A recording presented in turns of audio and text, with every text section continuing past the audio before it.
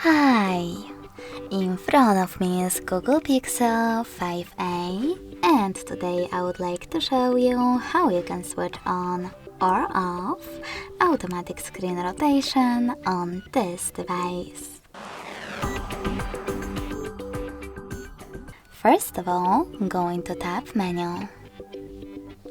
Now look for Auto Rotate shortcut, and when you find it, click on it. As you can see, mine is blue. That means that auto rotation is now on, but you can always switch it off by clicking on the same shortcut again. If you wish to, you can go into settings instead, scroll down just a bit and click on display section. Then scroll down again and click on this switcher next to Auto Rotate screen to switch on or off auto rotation.